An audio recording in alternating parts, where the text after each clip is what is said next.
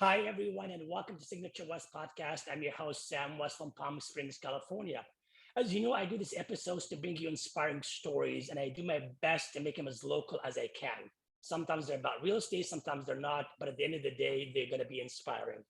Today, I'm doing part two of the documentary Studio One Forever with my guest, Michael Koth. He was in part one, and now he's in part two, and he's going to talk about his personal life during and post Studio One. Hi, Michael. Hi, Sam. How Nice are to be you? here. Thank you. Thank you. So, welcome back to part two. Thank you. It's an honor to be here. Thank you. So, for the ones that are not familiar, if you can just take like 60 seconds or so and describe to the listeners and the people watching what was Studio One. Okay. Well, Studio One was billed as the first gay disco, and it certainly, I believe it fits that bill. I think with regards to when it originated, it would be considered that. Certainly was the first one with publicity, and it actually always went as Studio One in the backlot. So it was a gay dance hall and a Hollywood dinner theater. So that was an unusual, unique combination. And right from the get-go, it was really quite something. So.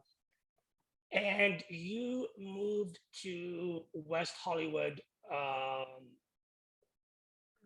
when? What year was that?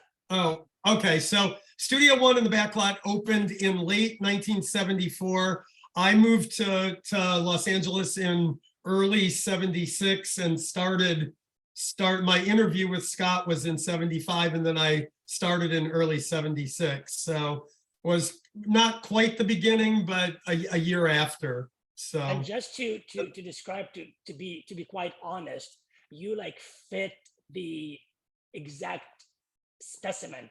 You know, you're young, you're blonde, you're white, you're male. I mean, the resume can probably just speaks for itself. So that's what was kind of acquired. Yeah, there was some of that. I didn't know this when I first started at the time. It never had even occurred to me, but yeah. So, you know, I fit the type of the owner, Scott Forbes. Correct. That was his personal type. And Correct. So not everybody that worked there looked the same, but there were some. So yeah. So I saw the film when it came to Palm Springs for the screening.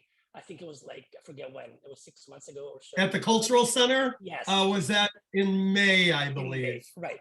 So yeah, of course, when I see a film that I'm familiar with the topic, you always learn something new, either about the topic itself or about one of the people featured in the film. And I've learned both.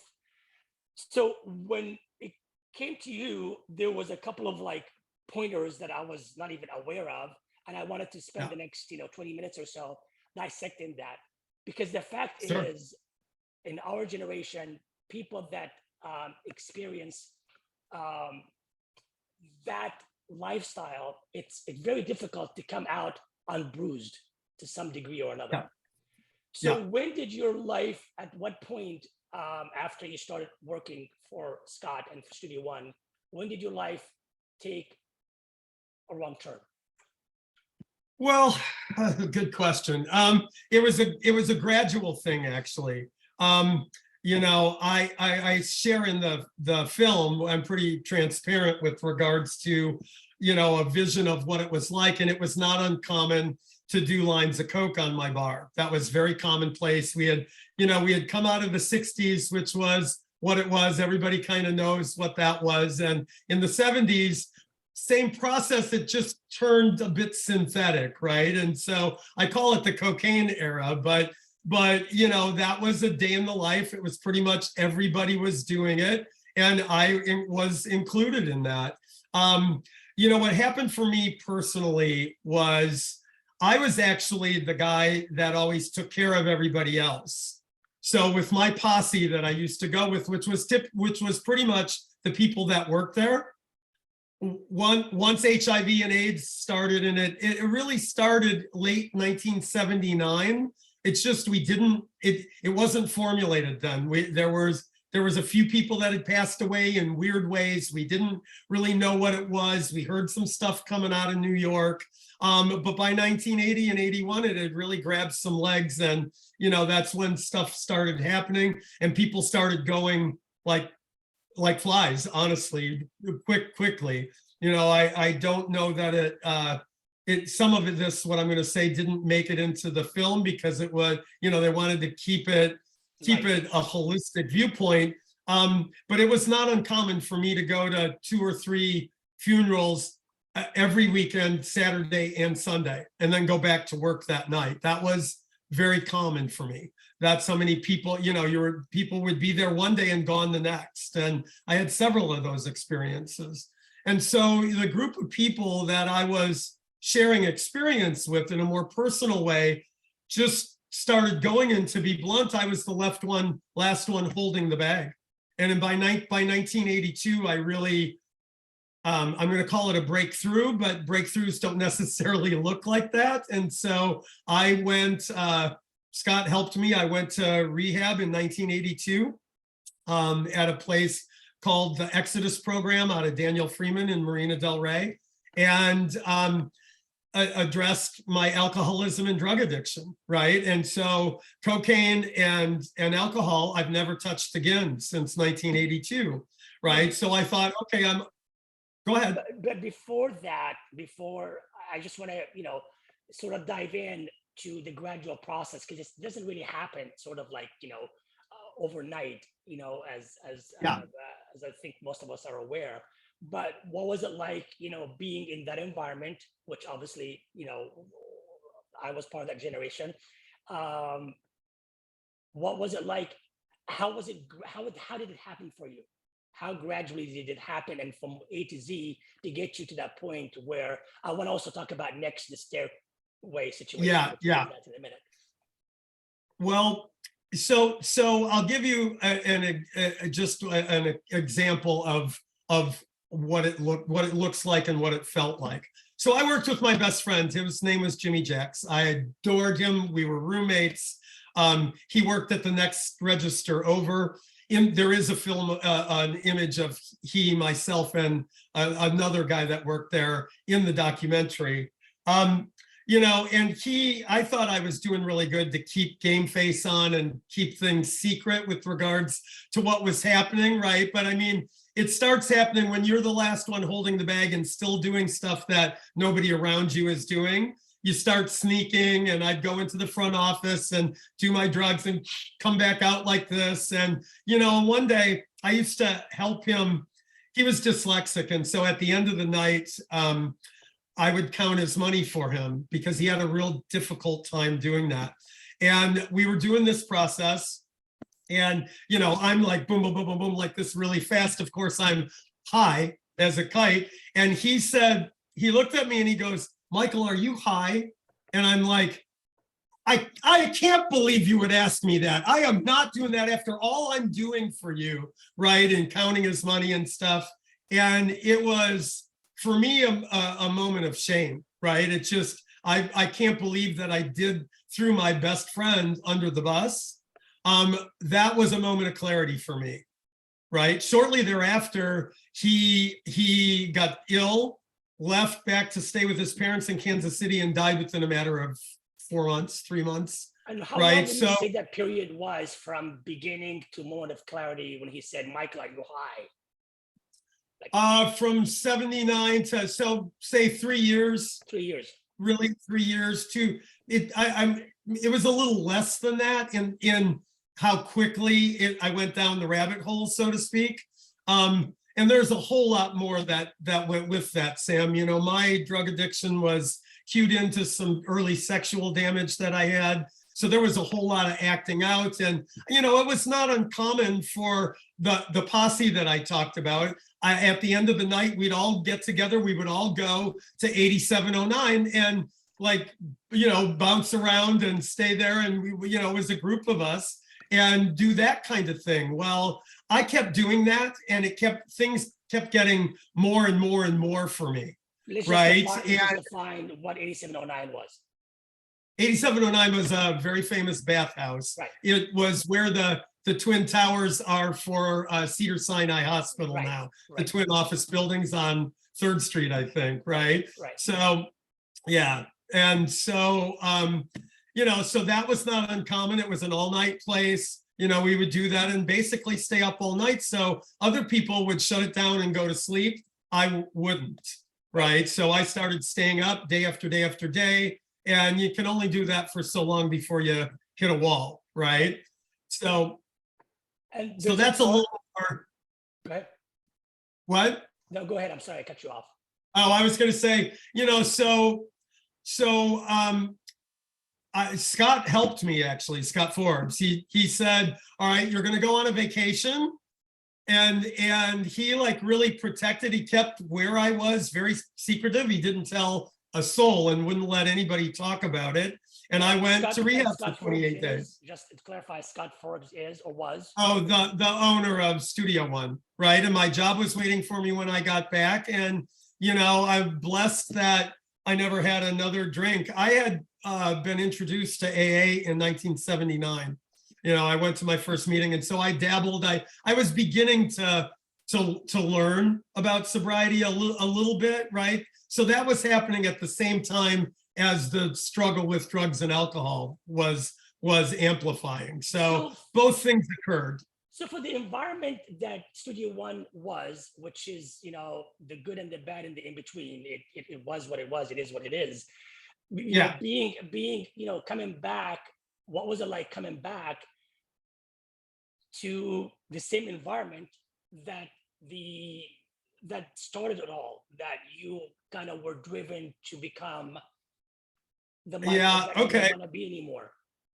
Okay, well, I can tell a story with that too, because it kind of sums up, right?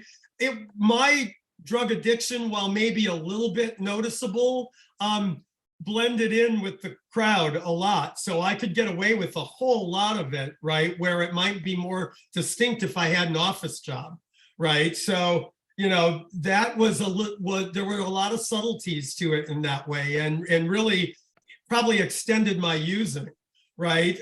When I came back, here was the challenge. People would want to buy drinks and buy shots, and it was very party atmosphere, right? And so initially what I did is when people were buying shots, I would hold a shot glass underneath, put water in it, bring it back, charge them for the drink, right? And slug it back like I was still drinking, although it was water instead, right? And so my sponsor at the time said, great, your sobriety, you've gone from being a lush and a drug addict to a liar. It's progress, right? Oh. But that was really like, I didn't know how to handle it. I had no clue how to handle the environment at all. I really didn't. There's no manual for it. I don't think people realize it's not as easy as it seemed, because the environment is the environment.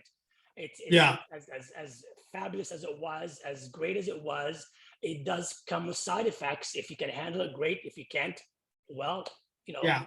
And in program, there's a lot of acronyms. One of them is, we're as sick as our secrets, right? And I was filled with secrets that I didn't even know that I had. Haven't we all? Some of them sexual.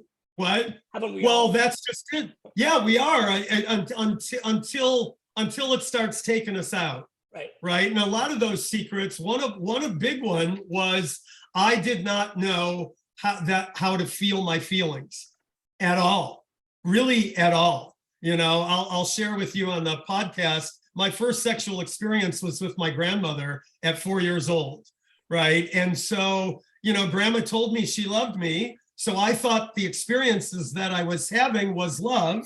Right. And it took me till I was almost 50 years old to realize that it was shame and guilt, and that I had been molested and ultimately created another experience for myself, which was I was raped. Right. I just thought I did it because I had taken the action.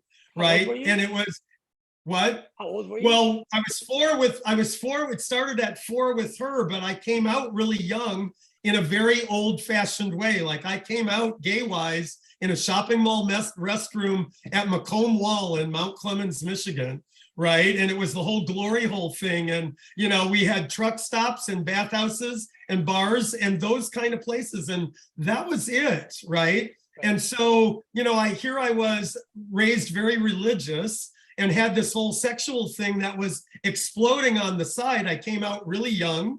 You know, I was bartending in Detroit by the time I was 14, right? And so, you know, it carried that train went really fast, right? You know, and when I got to LA, it continued that way. And my drug addiction cued into that, right? So until I hit the wall and it stopped, you know, I really hit hard in 1982, right? And so, you know, the blessing was I never touched cocaine and alcohol again. Still to this day, I haven't.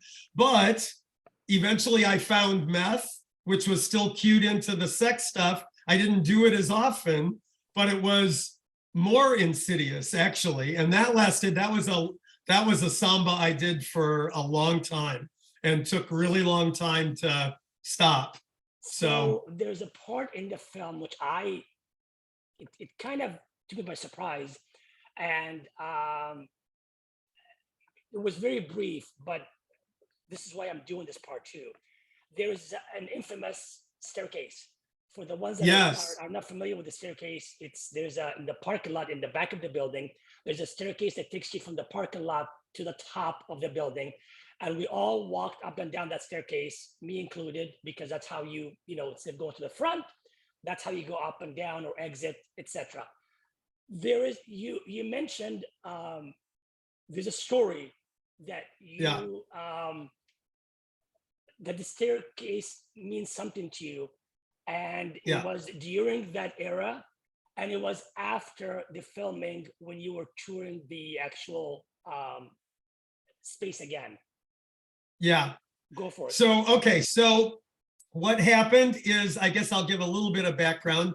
You know, I left Studio One. I had been in health and fitness working in that community as well the entire time, right? So a day in the life of Michael was I'd work from 8:30 until 2 a.m. at studio. And then I'd get up and I'd work in the daytime. I was the fitness consultant at the athletic club, which was also a gay gym at the time in West Hollywood. And I'd work there all day. I'd go home, take a power nap, and then work at night. And that was a day in the life, right? So, you know, health and wellness was very much a part of me. I veered into that after I left working at the club eventually, right? And then ultimately I went back to school and started as a freshman and undergraduate when I was just about to turn 40 years old. And I went 15 years to school, and then an extra 3 years I studied and worked at a place called the Center for Human Development and Cognitive Neuroscience Research, and I got my doctorate in clinical psychology. And so I was working in health and wellness, and I still actually work somewhat in that. But the practice, I was working for a place, it was a dream job for me. I loved it.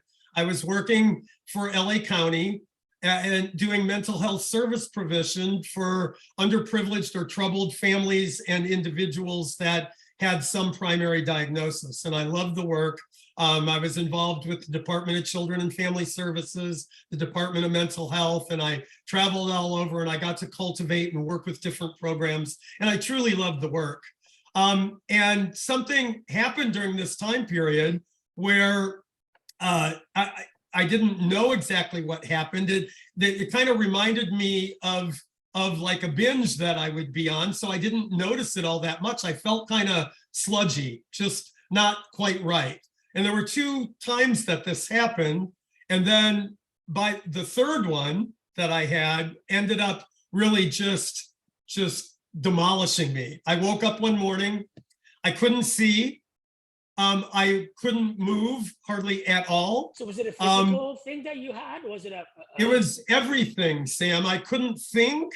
And so I ended up, somehow I got to work. I resigned from my job that day that I loved, went and sat in my place in Hollywood at the time for probably, I stayed there 3-4 months. I didn't do anything. I couldn't even tell you really, like a good day would be if I moved from the bed to the couch.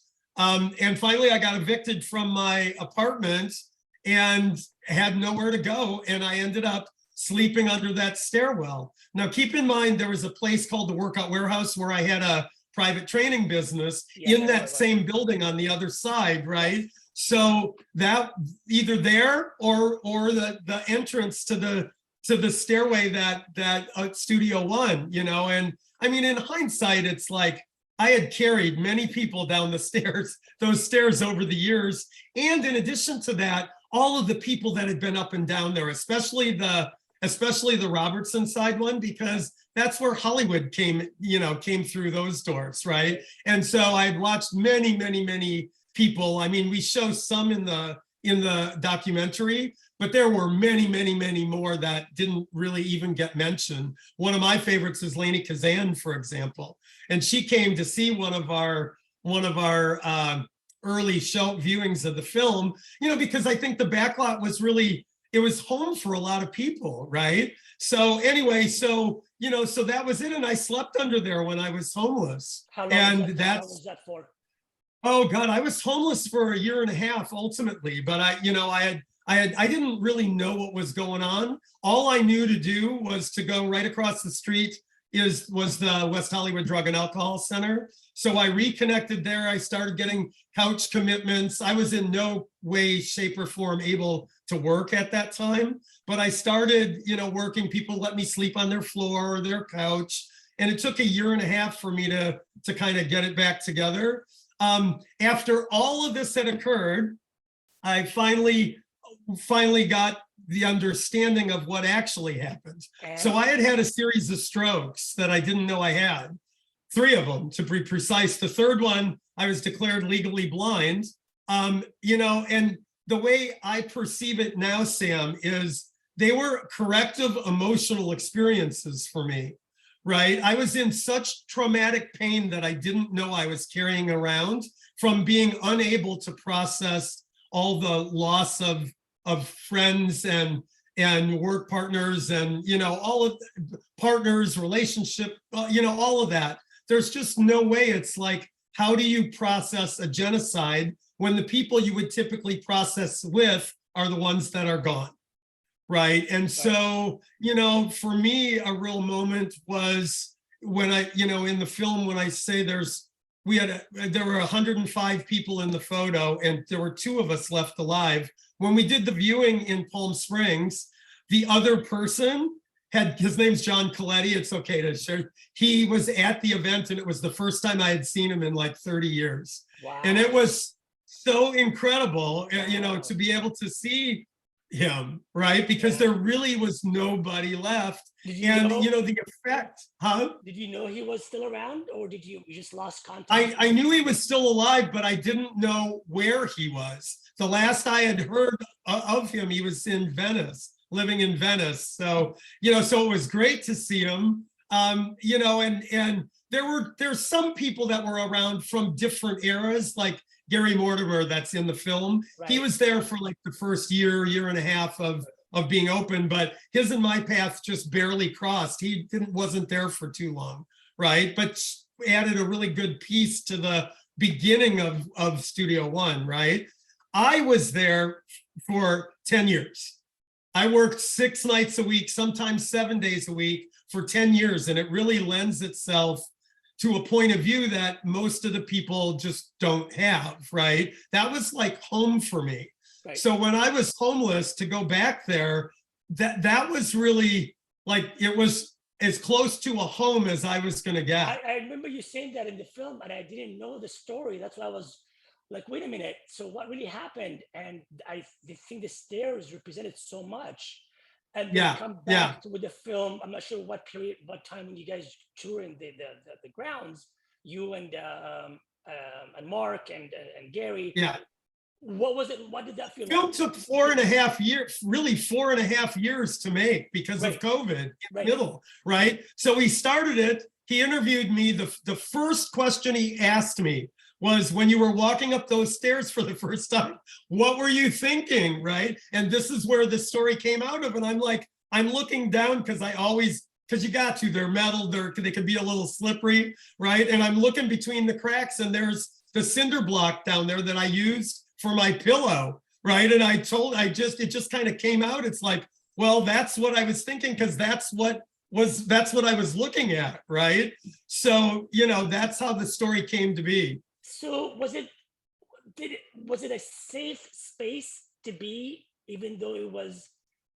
Well, the first night that I was there, no, the police came 3 times. I don't mean it to be in that sense. I meant it for you chose that space for a reason. Out of all of West Hollywood, out of all Okay. of LA, It was safe in here, for you, right? Right.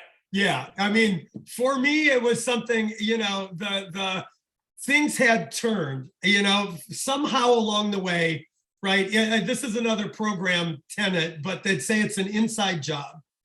I had no, inside was too scary for me because Right. it held all that pain, right? So my safety always came from outside of myself, not inside, right? And so these experiences, this one especially, was really a moment of clarity, right? Because I went to a place that was safe for me inside. Was it safe externally? No, not even close. So, Right. but inside it was, and that change really saved my life, Sam.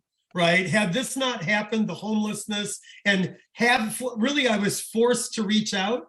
I was forced to be vulnerable. I was forced to ask for help, and it saved my life. Right? So whatever we believe in, entity, God, the universe, whatever you want to call it, that shift for me was the profound impact that really has changed my life drastically, right? You had no idea when Mark approached you, you had no idea, or did you, that part of the story will come out?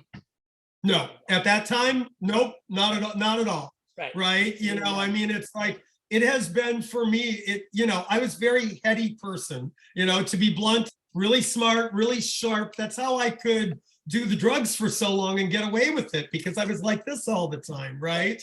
Right. When I had the strokes, it completely deconstructed that, right? And now I look at it really feeds into what I created something called physicology as a result of all of this. It's Right. the emotional study of the body. Right. And that's what I practice today with my background in cognitive neuroscience and psychology and health and wellness. If you put all those together, that's how I work with people, right? So really, like a stroke, for example, the body corrects itself, whether we want to or not, it's going to try to correct itself, right? In my case, it was 3 strokes and probably a bunch more TIAs along the way that turned my way of thinking into mush so that I could reconstruct in a way that was going to let me live the rest of my life collaboratively with people, right? Because I had become so isolated and, so isolated from connections with other people. I couldn't live like that. I was miserable all the time. And that was after. Yeah, that was after. I mean, I had been already going to meetings and stuff and had quite a bit of sobriety, but it wasn't so much the sobriety. I really, at this point, believe it was about the traumatic affect from early sexual stuff and, the genocide that we call the AIDS epidemic, right? And then on top of that, getting triggered by COVID because it was the same, only even bigger, right? But it was really, it felt the same, right? And so all of these things, that culminated, that's really what the film became for me personally. Right. So would you say you were also isolated during the Studio One fever era, even though you were surrounded with, would you say you were still isolated because Mike was bipolar?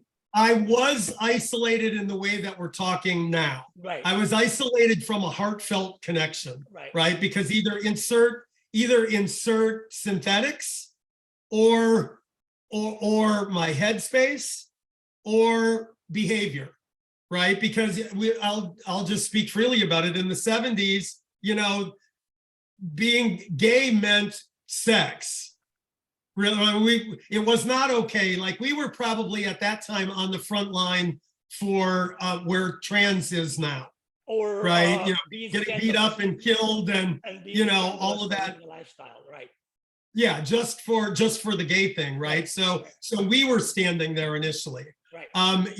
then now it's evolved. There's still a front line there though, right? And we still have more work to do. We may always have more work to do, right? But at that time, it was just being gay, right? So it wasn't okay to come out with that. When I finally told my parents at 15, I was raised very religious. So my father, God bless him, pulled out the Bible and read verses from Deuteronomy and Corinthians and basically told me I was going to burn in hell for all eternity at 15 years old, right? He didn't mean it that way, but that's how I received it, right? And so, it took us a lifetime to repair that, right? And so, I'm blessed that we did.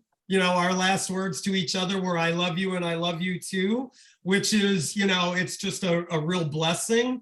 But there's an acronym in AA that I really live my life by currently. And it says, we can't keep it if we don't give it away, right? And so if I want the generosity and the blessing that I got from the connection with my father, from the healing that I've had from the loss of all the angels that I talk about in the film, from all of these differing dynamics, the only way that I get to keep that fulfillment is to give it away to other people, right? And so that was the motivation for my willingness to share, my willingness to come here and continue to reveal and talk about some not so comfortable things, right? Because that's the motivation. Maybe somebody else will hear something that'll connect for them. Right. Does any part of you ever, and I hate to say this, the word blame, it's not the right word, but you know what I'm saying, ever, put a blame on Studio One for being the vessel for all this bruises that you and others got? I don't want, the blame is not the right word. I understand what you're asking. For me, no, right? I went the other direction with that without really even knowing it. So I blamed myself always, right? Because I'll give you the example. I wasn't developmentally old enough when I had sex with grandma to understand even what that was. Right. All I knew was that it felt overwhelmingly incredible and that grandma told me she loved me. That's it. That's really all I drew from that. Right. What I was actually feeling was shame and guilt and all of the stuff that I had no clue about, right? So I lived in happy all the time. It took a long time for me to learn that living in happy was a defense against my own authenticity, right? And that the work that was in front of me was to find some way to be willing to go into all of that pain. Well, at the time, there was nobody that could tell me how to go into the loss of hundreds and thousands of friends, right? Nobody. Nobody, not just for you, nobody, for anyone. Yeah, and a lot of people, many of us went through that, or at least each person's version of that, right? For me, because I was smack in the middle of it, and really fully participatory, it was really major, right? It was a profound experience and excruciatingly painful, and none of which I was equipped to deal with at all, none. So, are you grateful for the film to allow you, and there's a few others in the film that I wish I can have, but I wasn't able to allow you to be that vulnerable and that intimate. We've seen other stories, but I think there's a few that just stand out that I don't think most of us knew. Like I didn't know, Yeah, well, and that's, Mark did a really incredible job of really bringing voice to the story.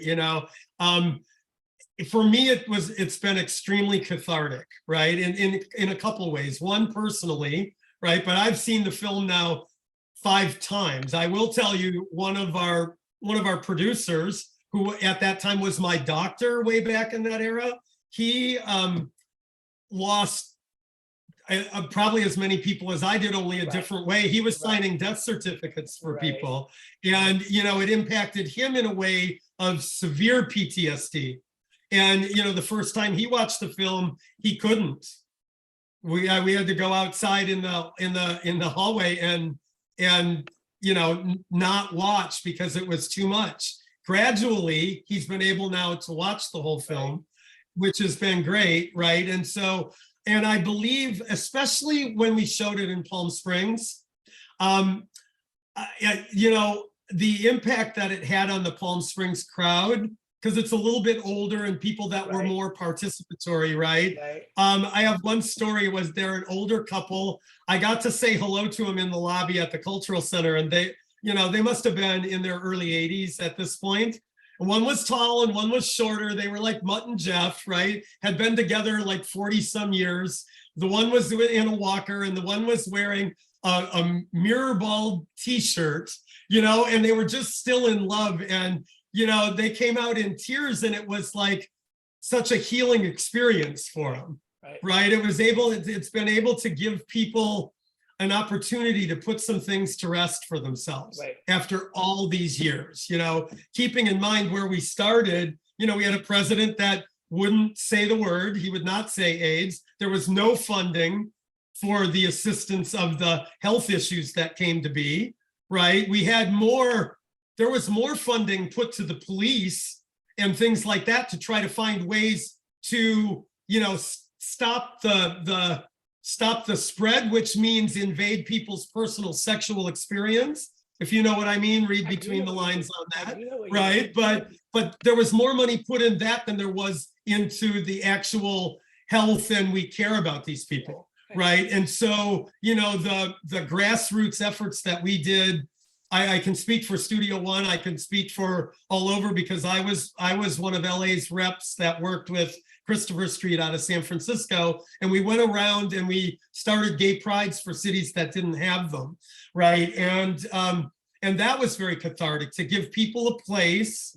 But this all came out of the trauma and the pain of the squeeze that we were feeling, right? Same thing happened again with COVID. We had a president that wouldn't talk about it, or made some suggestions of treatment on his own that were like whack job, right? So it's like, it's again required us to do that work ourselves, right? So anyway. And I said this before, I'm gonna close with this. I said this during part one. For the generation that was not there, that came after us, I tell them with open heart to go see the film, for at a minimum to learn and to realize what have we done to lay the grounds for you, and how lucky they are, and at least understand what happened and what we endured, at a minimum. So that's an invitation to the generation after us, that basically, the Instagram of the world and the iPhone of the world, do yourself a favor, go see the film. As far as I know, the next two stops are at Outfest Queer Film Festival on August 10th to the 13th, and Film Out San Diego on September the 8th. That's as far as I know. If there's any more, I'm sure it's going to come out. There's a bunch more. There is actually now, since you got that information, a bunch more. We're in Chicago, Fort Lauderdale, North Carolina, San Diego, Long Beach, and then the big one, which I did want to share on this, is we just got notice when we showed it at the Cultural Center. A couple people from the Palm Springs International Film Festival that were on the board came to see it. And they nominated us for the event, which is crossover, right? Because now we're not only in the gay community, and we just got word a couple days ago that we're going to be in Palm Springs International Film Festival. Oh, wow. I didn't know that. Yeah, so, well, not that many people do, because we just found out a couple days ago. So that's in January. We don't have the date yet of the film, but if you're in Palm Springs, there's another opportunity to come see it. Please do. It's well worth it. So I think, again, I'm going to say it again. If you're part of our generation, of course, you should see it. And you'll come out, teary and smiley at the same time. And if you're not, Yeah. do yourself a favor and get your ass in there and see it, because it's Yeah. good to learn. It's good to know where you came from. It's good to know what was Yeah. before you and what was done for Yeah. you.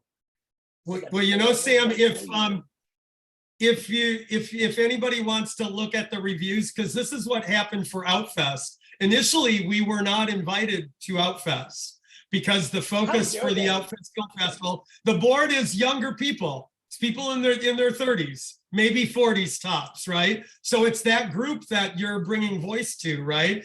Finally, we worked it out. They finally got us in the film, gave us one of the feature spots. And we were one of, if not the most popular film in the whole event as it is. And a lot of the people that were writing about it, the press that were doing it, were the exact group of people that you're speaking to. And so if you want to look at opinions of what their experience was, it was quite profound because we got really incredible reviews from Outfest. And where can they find that?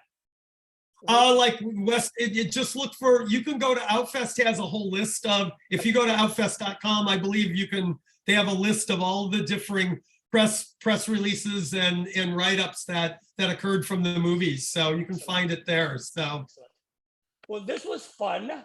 And I think I got Yes, thank you very much. This is great. I got my mission accomplished. I wanted to explore intimate stories, and I wanted to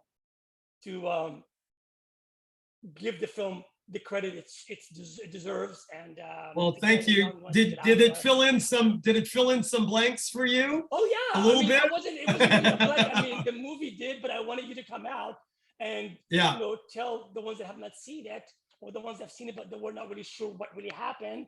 Because I had an idea. Obviously, it wasn't fully.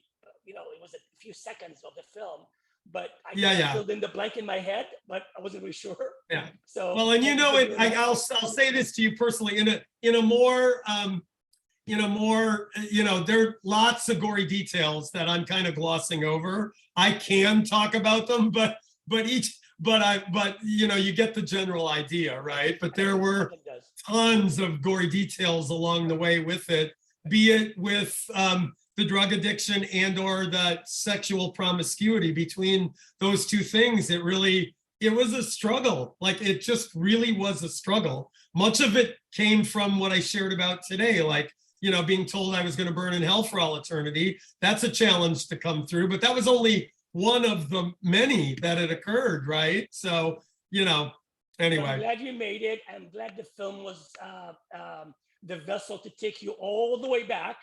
Yes, thank goodness. Yeah, and thanks to Mark for doing that, and everybody else that was involved in the film. To mention, so I'm not going to start with that. So thank you, Michael. Thank you. Oh, my pleasure. Watching. My pleasure, Sam. Thank you for having me. Okay. And I will see you around town. Yes, you will. Have a great day, and thanks again. Everybody. Thank you, everybody, for watching. Bye-bye. Bye.